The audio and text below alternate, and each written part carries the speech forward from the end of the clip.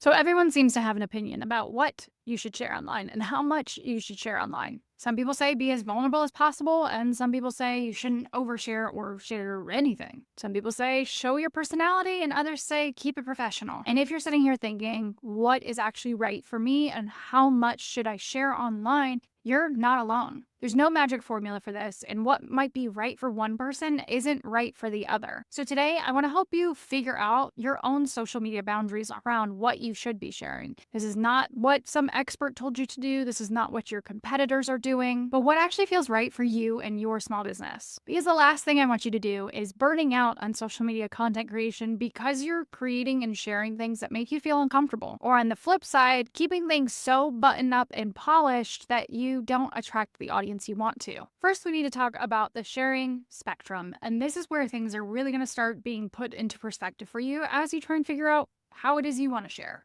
On one extreme end, you have what I like to call the influencer approach. This is sharing literally anything and everything, like a diary that lives on the internet. You're sharing things that are a bit TMI, and you're letting people in on everyday aspects of your life and almost reporting in real time. This is going to look like morning routines, sharing what you had for lunch that day, and it can be as dramatic as like relationship problems. Literally just giving the internet all of your personal business. And then on the other side of the spectrum, you have the corporate approach, where it's all business all the time. You're like a walking billboard on every single social media post. There's like no personality. It's all benefits, features, call to action, heavy promo. So as you can see, those are two very opposite touch points that you can have with your audience.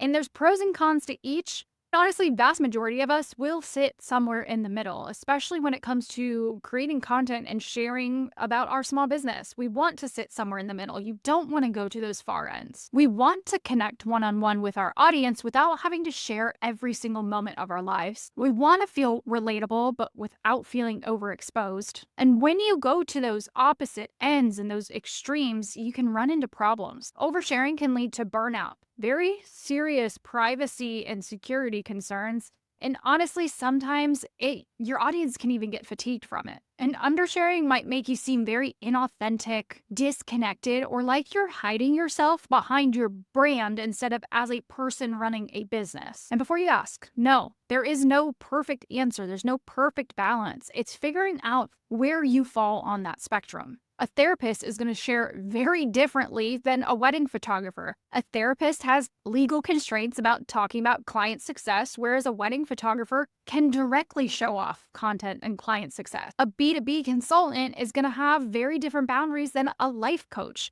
B2B consultants might, again, have privacy concerns with what they're supposed to be sharing, whereas a lifestyle coach really needs to connect with people one-on-one. Yes, your audience expectation levels and what they expect and anticipate from you does matter, but what matters more is how comfortable you are in sharing. So how do you figure out what is right for you, and how do you start to define your social media boundaries? I actually break this into 3 different zones. So first, you have the lighthearted zone. So think of this as your everyday stories, those funny anecdotes, maybe some behind the scenes moments. These overall kind of peel back the curtain a little bit, but feel lighthearted. They don't feel so heavy. This is the kind of stuff that might feel easy or natural to share. And honestly, as a millennial, I know we get a lot of crap for it. This is like sharing your coffee order, sharing your lunch, sharing, the water cup that spilled over and ruined your laptop, like the easy things to share. Then there's the vulnerability zone. Think of this as like your business struggles, maybe some challenges you've had to overcome, maybe some lessons that you've unfortunately had to learn the hard way,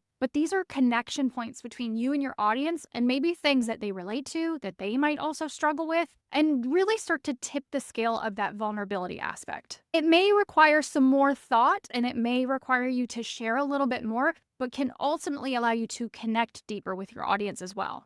And finally, there's something I like to call the protected zone. These are those deep personal issues, maybe some family drama, relationship problems, and stuff that you might not want to have out there on the internet. And for most people, this is the kind of stuff that typically stays private.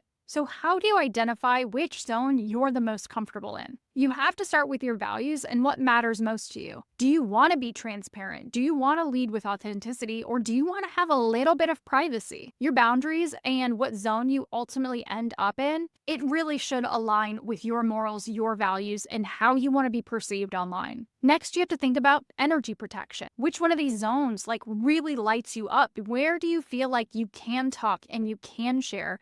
And what zone makes you feel icky and uncomfortable? Some people might love being completely open, honest, and vulnerable online, and for other people, that's scary and feels very, very uncomfortable. And lastly, consider your audience and who you're trying to talk to. Do they value personal connection or professional expertise? There's no wrong answer here, but you really need to start to figure out where you align and how you're going to talk to them. And ultimately, it is going to affect what you share and how much you share. So you might fit in one of those three zones, or you might have a zone that you're most comfortable in and you tap into the others as you see fit. But here's a quick exercise that you can do. I want you to get out a piece of paper or jot down some notes, and you're going to have three separate lists. So the first one being your always share list. These are things that you don't mind sharing with the internet that you always feel comfortable about. For me, this really comes down to sharing funny stories about my dog, or talking about my Virgo sun, Virgo moon, Capricorn rising, or that I'm type A,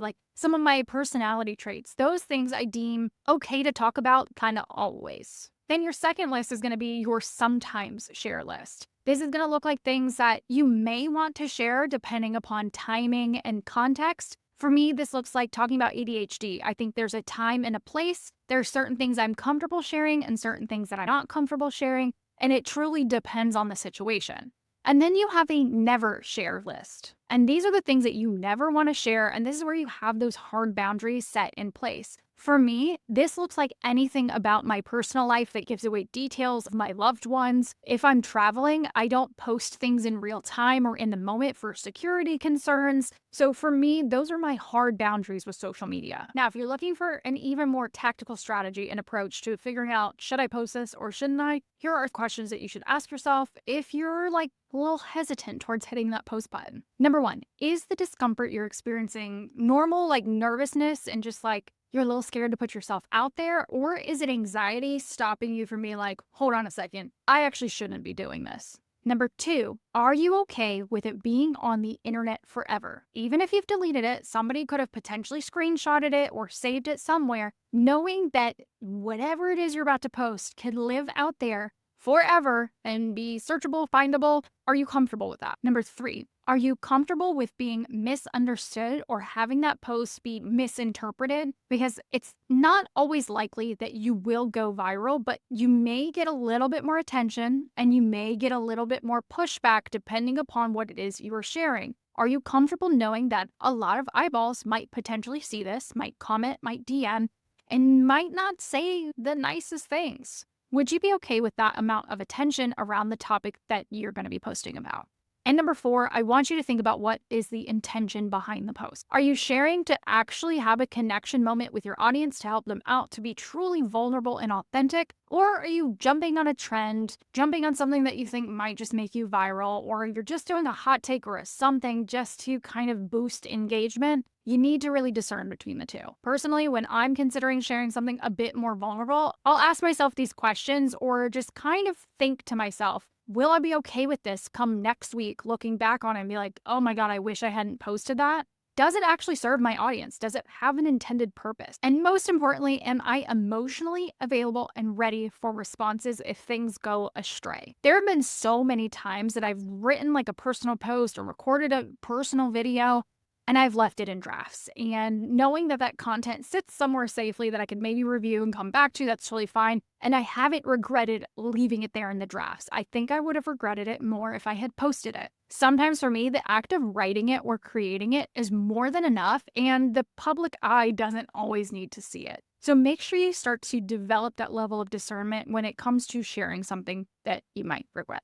So how do you actually go about sharing this kind of content strategically? So I actually always come back into my content strategy, specifically my content pillars.